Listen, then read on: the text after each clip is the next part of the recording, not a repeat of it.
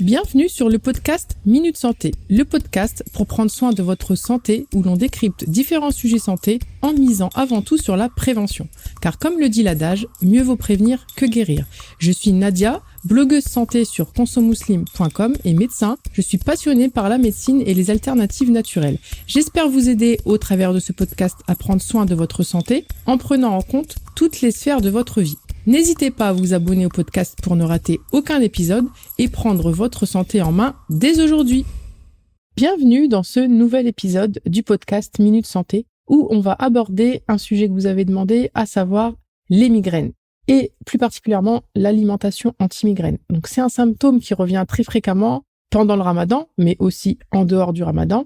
On va voir dans cet épisode ce qu'on appelle par migraine, ces symptômes. On verra aussi plusieurs facteurs qui peuvent les déclencher afin de les éviter quand cela est possible. Et on finira avec des solutions naturelles et notamment nutritionnelles pour éviter les migraines. Avant de commencer, sachez que cette thématique est abordée avec bien d'autres dans mon livre Guide du Ramadan optimal, disponible en version numérique ou papier sur mon site consomuslim.com dans l'onglet Produits.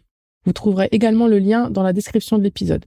Donc, je dédicace cet épisode à Fatima Amir qui m'a laissé un cœur comme avis sur Apple Podcast et qui dit intéressant, clair et concis. Merci Fatima pour ton deuxième soutien. Sans plus attendre, je vous laisse avec l'épisode du jour et je vous souhaite une bonne écoute. Si vous faites partie de la team migraine, vous savez ô combien cela peut être handicapant quand une crise survient. La migraine, c'est la deuxième cause la plus fréquente de maux de tête. Elle touche environ 10 à 15% des adultes.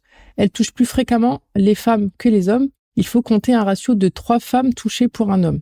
Une migraine, c'est un mal de tête, mais un mal de tête, c'est pas forcément une migraine. C'est pour cela qu'on va préciser ensemble ce que c'est une migraine pour éviter toute confusion. Tout d'abord, on va distinguer 2 types de migraines, les migraines avec aura et les migraines sans aura. Qu'est-ce que ça veut dire aura ?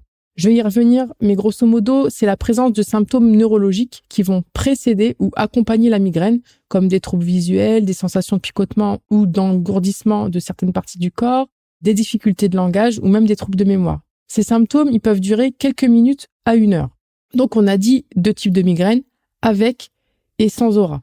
Commençons par la migraine sans aura. Donc, voici en résumé ces caractéristiques qui vont vous permettre de la reconnaître. Donc, elle va toucher le plus fréquemment un côté de la tête. Elle va s'installer rapidement et progressivement de quelques minutes à quelques heures. Et ça va être une douleur pulsatile. C'est-à-dire que la douleur, elle est ressentie comme un battement ou un rythme de pulsation ou même comme un martèlement qui peut être ressenti de manière rythmique et surtout très intense. Donc, elle est pulsatile. Elle a tendance à s'aggraver à l'effort. Elle va s'accompagner de nausées, voire de vomissements, d'une intolérance à la lumière qu'on appelle photophobie et également d'une intolérance au bruit qu'on va appeler phonophobie. Donc la crise de migraine sans aura, elle peut durer de 4 heures à 72 heures sans traitement.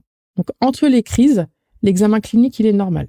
La migraine avec aura, elle se caractérise, comme je vous l'ai dit tout à l'heure, par la présence de signes neurologiques avant ou moins souvent pendant la crise. Donc ces signes neurologiques, ils vont apparaître progressivement en quelques minutes et disparaître généralement en moins d'1 heure. Et je le répète encore une fois, ces signes, ça peut être des signes visuels sensitifs, par exemple des fourmillements, etc., etc. Et également, entre les crises, l'examen clinique, il sera normal. Donc maintenant qu'on a vu ce qu'était une migraine, et après il y a plein d'autres sous-familles de migraines, mais je vais pas forcément rentrer dans les détails, migraine ophtalmique, migraine menstruelle, mais ça on va y revenir quand on va parler des facteurs déclenchants. Je vais donner vraiment les 2 grandes familles de migraines. Justement, maintenant qu'on a vu ça, voyons ensemble les facteurs qui peuvent les déclencher dans le but de les éviter quand cela est possible, bien sûr. Donc, premièrement, on a tout ce qui est facteurs sensoriels, comme le bruit, les odeurs, le tabac, mais aussi certains aliments comme le chocolat. Mais ça, on y reviendra dans la deuxième partie du podcast quand on abordera les solutions nutritionnelles, notamment aux migraines. Ça peut être aussi le manque d'hydratation. Ça peut être la lumière des écrans quand on est exposé très longtemps aux écrans, une mauvaise correction ophtalmo ou pas de correction du tout. Et parfois, une petite consultation chez l'ophtalmo, des lunettes et le problème est réglé. Donc, etc. Deuxièmement, on a les facteurs hormonaux. Ça peut être les menstrues, la ménopause, la contraception, toute fluctuation hormonale, etc. Troisièmement, les facteurs circadiens, comme le manque de sommeil ou au contraire trop dormir par rapport à ses besoins, le jeûne, et on est en plein dedans en ce moment avec le ramadan, ou en dehors du ramadan, ça va être le fait de sauter un repas si on a l'habitude d'en avoir 3 par exemple et que exceptionnellement on en prend 2. Ça peut être aussi le sevrage du café ou le sevrage d'antidouleurs, d'antalgiques qui contiennent de la caféine. Ça peut être aussi le sevrage du thé, etc. Ça peut être aussi des changements de météo, un changement dans les horaires de sommeil habituels et ou de repas. Quatrièmement, les facteurs qu'on va appeler psychologiques, comme le stress, les tensions musculaires, le surmenage, les changements de routine ou même parfois la détente. Je m'explique, il arrive que des personnes elles vont relâcher toutes leurs tensions pendant leurs vacances et c'est là que les crises de migraine vont se manifester. On peut aussi citer comme facteur déclencheur un traumatisme crânien, les produits chimiques comme les nitrites, le glutamate, l'aspartate, la tyramine, qu'on peut trouver par exemple dans le chocolat, le vin rouge, les noix, les fromages forts, etc. On peut aussi citer un apport excessif en vitamine A, l'histamine, le sevrage des médicaments qu'on appelle corticostéroïdes, etc. En fait, il y en a tellement de facteurs déclenchants que je peux malheureusement pas tous vous les citer, tellement ils sont nombreux. Donc en fait, pourquoi je vous cite tout cela, c'est qu'il va être primordial de rechercher vos propres facteurs déclenchants. Ça peut être un seul, ça peut être plusieurs combinés, ça va être à vous de faire votre enquête minutieuse afin de les supprimer quand cela est possible, bien entendu. Maintenant qu'on a vu ce que c'était les migraines, leurs facteurs déclenchants, on va voir ensemble quelques pistes de solutions et notamment sur le plan nutritionnel. Donc premièrement, avoir un point santé. Ça va permettre de réduire les migraines en intensité et en fréquence. Et les études montrent que les personnes en surpoids ou obèses, ou à contrario maigres, ont plus de risques d'avoir des migraines. Donc deuxièmement, avoir une alimentation riche en oméga 3 réduit la fréquence des migraines chez certains patients. Et cher Google est votre ami, vous tapez liste d'aliments riches en oméga 3 et faites en sorte d'en avoir du coup dans votre alimentation quotidienne. Et à contrario de diminuer les oméga 6 pour augmenter le rapport entre oméga 3 et oméga 6 qui est souvent déséquilibré avec notre mode d'alimentation moderne. Troisièmement, comme on l'a vu, certains aliments peuvent déclencher des migraines et sont donc à éviter ou à diminuer. Donc en voici quelques-uns. C'est pas une liste exhaustive, hein. Donc il y a certains produits laitiers comme le fromage vieilli, l'alcool, le chocolat, les agrumes, le café quand il est consommé trop abondamment, hein, pareil pour le thé, et tout ce qui contient de la caféine. Le sevrage va occasionner des migraines. Mais je fais une toute petite parenthèse concernant le café, car je vous entends d'ici penser « Ah ben non, moi, le café, ça me déclenche pas de migraine, bien au contraire. » En fait, c'est une question de dose, et comme disait l'autre, c'est la dose qui fait le poison.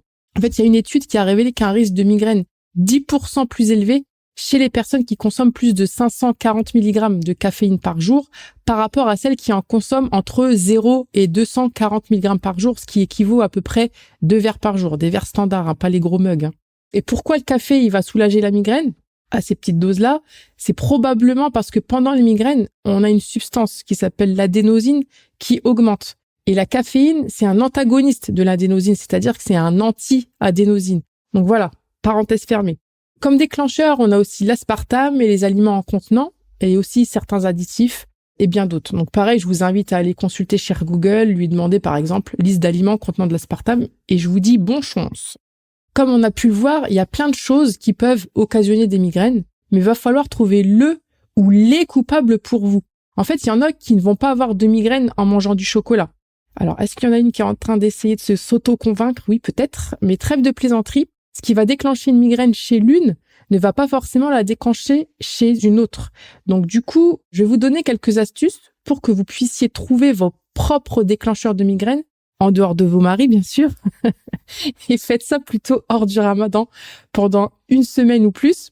Ça va être en fait d'adopter un peu une alimentation un peu basique, avec des aliments basiques, et je vais vous donner quelques exemples pour que ça soit plus parlant. Donc ça sera un régime de base pendant une semaine ou plus, hein, avec du riz brun par exemple, des fruits et des légumes cuits de préférence, en évitant les agrumes hein, bien entendu, car on a vu que tout à l'heure ils pouvaient les déclencher, ça peut être des déclencheurs, en boisson eau plate ou gazeuse, des condiments hein, pour agrémenter tout ça sans trop forcer sur le sel néanmoins, et en essayant de se sevrer progressivement de la caféine et du thé si vous êtes des gros consommateurs. Et par contre, si vous êtes vraiment des gros consommateurs, c'est-à-dire que vous consommez plus de 3 cafés ou 3 thés par jour, commencez déjà avant de faire cette semaine de test, peut-être par diminuer votre consommation jusqu'à arriver à 3 verres standards par jour de thé ou de café avant d'entamer votre semaine de test. Et quand vous serez dans votre ou vos semaines de test avec cette alimentation basique, vous allez tenir un journal alimentaire et écrire vraiment tout ce que vous mangez, mais vraiment tout, hein. Et cerise sur le gâteau, c'est de marquer les moments de la journée. Voir les horaires, c'est encore mieux. Comme ça, vous pourrez faire le parallèle s'il y a une migraine qui se déclenche. Et ensuite, vous allez réintroduire un par un, donc pas dans la même journée, tous les aliments que je vous ai cités qui sont connus comme des déclencheurs de migraine. Et vous allez faire ça tous les 2 jours. Donc par exemple, les 2 premiers jours, vous mangez normalement. 3e jour, je vais manger du chocolat à une dose nécessaire et je vois si ça me déclenche une migraine. Le jour d'après, pareil. Après ça va dépendre si vous avez une migraine ou pas. Et vous pourrez introduire un autre aliment s'il n'y a pas de migraine qu'au bout de 2 jours. Donc voilà, vous essayez tous les 2 jours à des quantités suffisantes. Par exemple, pour le chocolat, je vous dis pas, quand j'ai des quantités suffisantes, je suis pas en train de vous dire de descendre le paquet de chocolat non plus. Faut pas non plus que ça soit trop minime, mais faut pas non plus abuser. Donc, s'il y a des aliments qui déclenchent une migraine, vous l'évitez de nouveau 2 à 3 semaines et vous le réintroduisez pour voir s'il déclenche de nouveau une migraine ou si c'était juste une coïncidence, en fait. Donc, ça peut paraître un peu fastidieux, même un petit peu sadique parce qu'on va s'auto-déclencher une migraine. Mais prévoyez, si vous avez déjà ce qu'il faut, d'avoir votre traitement antimigraineux pour cette phase de test. Mais cette phase, même si elle peut être laborieuse, elle reste quand même importante à faire pour pouvoir agir à la source, en supprimant ou en diminuant les aliments problématiques, parce que c'est quand même mieux de pouvoir agir à la source que de manger ces aliments sans savoir que c'est nos déclencheurs, avoir une migraine et traiter le symptôme. Alors 4e solution, ça va être le mode d'alimentation méditerranéen, en enlevant bien sûr les aliments déclencheurs de vos migraines. Et c'est vrai que ce mode d'alimentation, c'est celui qui semble le mieux adapté pour les migraineux. 5e, avoir une alimentation anti-inflammatoire. 6e, avoir une bonne hydratation, avec de l'eau, bien sûr. 7e, il y a certaines études qui montrent qu'une supplémentation en coenzyme Q10, en magnésium et en vitamine B2 serait bénéfique chez les migraineux. Donc pour cela, pensez à demander conseil à votre pharmacien, à ne surtout pas vous automédiquer ou à demander conseil à la voisine du dessous, sauf si elle est pharmacienne. Et vous pouvez en plus de cette supplémentation enrichir votre alimentation en magnésium et en vitamine B2. Et encore une fois, cher Google est votre ami, vous pouvez trouver facilement des listes d'aliments, riches en ces éléments. 8e, si vous êtes de nature stressée, ça va être d'apprendre à gérer votre stress. Et pour cela, je vous renvoie à l'épisode 3 du podcast, Comment se débarrasser de son stress. 9e, avoir des routines de sommeil régulières et un sommeil optimal. Pour cela, si c'est pendant le Ramadan que vous écoutez ce podcast, je vous conseille l'épisode 19, Un sommeil optimal pendant le Ramadan, et mon livre, Guide du Ramadan optimal, où un chapitre est consacré au sommeil. En dehors du Ramadan, si vous cherchez des solutions concrètes et naturelles pour un sommeil réparateur et revitalisant, je vous conseille la masterclass L'art de bien dormir naturellement. Le lien est en description. Et enfin, n'hésitez pas, j'aurais dû le dire en premier parce que c'est le plus important, n'hésitez pas à consulter votre médecin traitant si vous n'avez jamais consulté pour vos migraines pour faire le diagnostic, trouver la cause et éventuellement mettre en place un traitement. On a vu dans cet épisode les différents types de migraines, à savoir avec et sans aura. C'est un mal qui touche plus fréquemment les femmes que les hommes. Il existe un certain nombre de facteurs pouvant les déclencher qu'il est intéressant de débusquer pour les supprimer quand cela est possible. Il y a par exemple les facteurs sensoriels, les facteurs circadiens, hormonaux ou encore psychologiques. On a vu également quelques pistes d'action, comme avoir un poids santé, avoir une alimentation riche en oméga 3, en rééquilibrant le ratio oméga 3, oméga 6, avoir une alimentation type méditerranéenne tout en évitant les aliments déclencheurs, vos aliments déclencheurs en faisant votre propre enquête pour les repérer, de privilégier une alimentation anti-inflammatoire, d'avoir une bonne hydratation, d'avoir une alimentation riche ou se supplémenter en coenzyme Q10, magnésium et vitamine B2, et de mieux gérer son stress et son sommeil, et bien entendu, avant tout ça, de consulter son médecin traitant pour avoir un avis médical. J'espère que cet épisode vous a été utile. N'hésitez pas à le partager avec quelqu'un qui est concerné par les migraines. Abonnez-vous au podcast pour ne rater aucun épisode. Et je vous dis à bientôt pour un prochain épisode. Et d'ici là, prenez soin de vous et de votre santé.